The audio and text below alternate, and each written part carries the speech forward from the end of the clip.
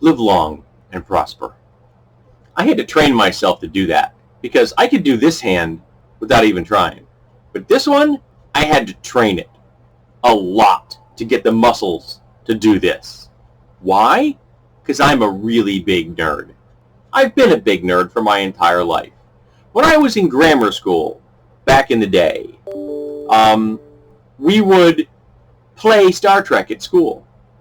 I was always Bones, a role that most people didn't seem to like, but I did. And we would play Star Trek on in the playground, having adventures, because that had a major impact on our lives. And that was the 1970s. So at the time, we didn't even have a goddamn Star Trek. There was no Star Trek. It was in reruns, but there was no active Star Trek. Right now, there's Star Trek. In this case, it's Picard. But we also have 50 years of Star Trek to play with. I just got done watching Enterprise. I've watched Discovery completely. I'm working my way through the first season of, or rewatching the first season of the original series as an adult. So I haven't done that yet. And I plan on beginning Deep Space Nine in the very near future. I don't probably ever plan on watching The Next Generation. I really didn't like some of that. I thought it was not great production values, and some of the writing was not great. I realize there are good episodes. I get that. But I'm not sure if I'm going to hop into that particular show or not. Maybe when I get all the other ones done first. I still haven't watched all the Voyager series either. Literally, there's whole years of that series I never saw an episode of. But one of the things that we all loved about Star Trek were the Vulcans. Mostly because Leonard Nimoy was a gift from the gods, and he portrayed Spock like nobody can. I recommend you read both his Spock books. They're both excellent, as is his poetry. Also, worth your time. And one of the things that I couldn't have articulated well when I was younger is that Spock portrayed, or Nimoy portrayed Spock as essentially asexual. That he was not involved in the sexual dynamics of the ship or interpersonal relationships. I'm not saying he didn't have affection for people. You can be romantic and be asexual. You can be aromantic and sexual. You can be both aromantic and asexual. The spectrum is quite large and very complex. But the Vulcans are pretty much portrayed as being asexual. Every 7 years, they have a breeding cycle. But other than that, they just don't engage themselves in sex. They just don't.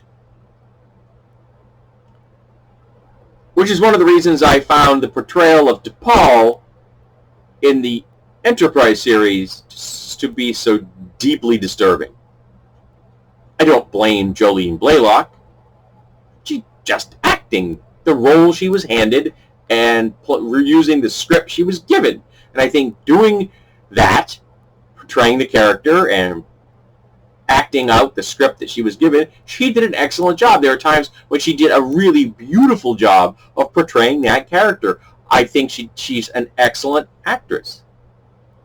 And there are moments that I found endearing.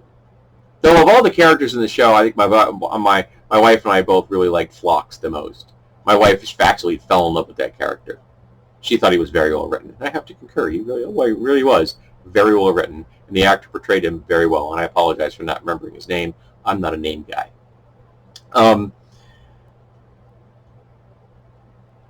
But they sexualized her from the first episode. Now, one of the problems being, of course, there was only 2 essential female characters on the whole show.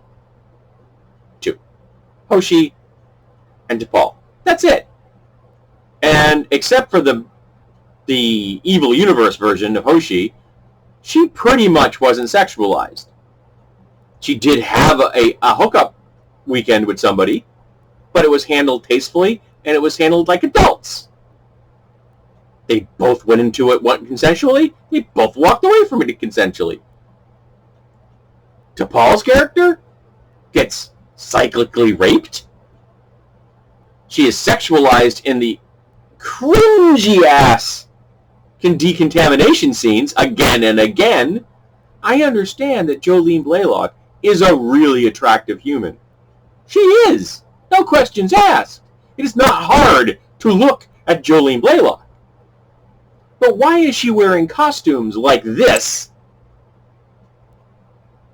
as opposed to the more traditional Vulcan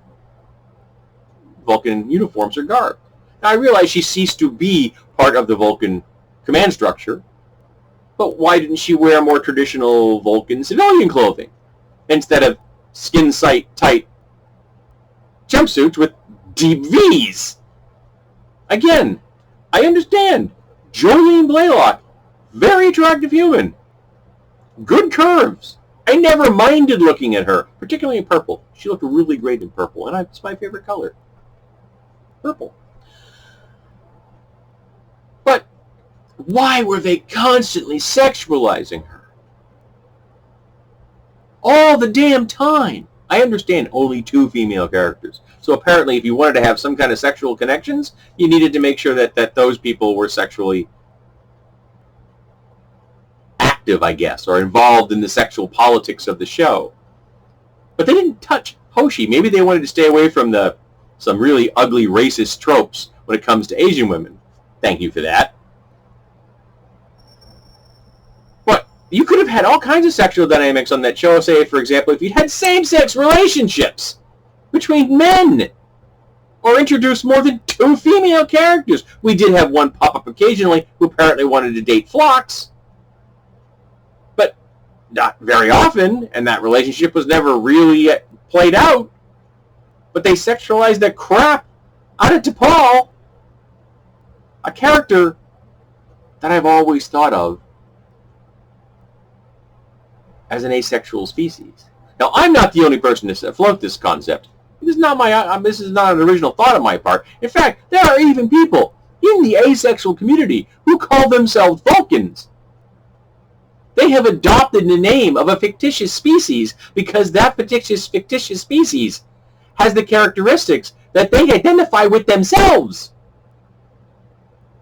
So, why the hell did they sexualize T'Pol so damn much? I don't blame Jolene Blalock. She did what she did. She got hired to play a role. She played the role. She did a damn good job. But those writers, they ought to be bitch slapped. I'm seriously, man. Serious. There was some ugly and bad writing in that show, and I'm not touching yet the final episode. Oh, there's a reason it's considered the worst episode of Star Trek that's ever been made. That's because it is. But there's some bad writing in that show.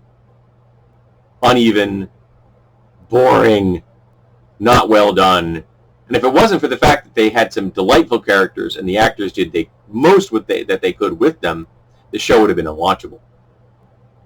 But it was the characters that pulled me in and got me to watch 4 seasons of the show over the course of 3 months. So I think how long it took us to get through the whole series.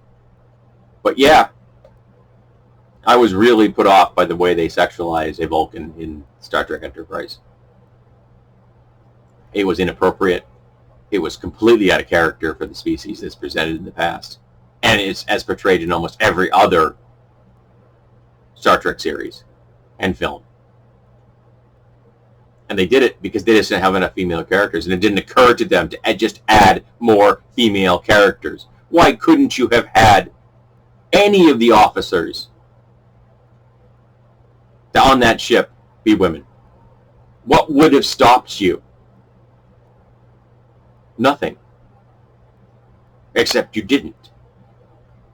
And you could have. Tactical officer? Head engineer? Completely doable. Helmsman? Is that the helmsman? Was that the role that Travis played? The character Travis? Is it called the helmsman? I can't remember. But any number of officers could have been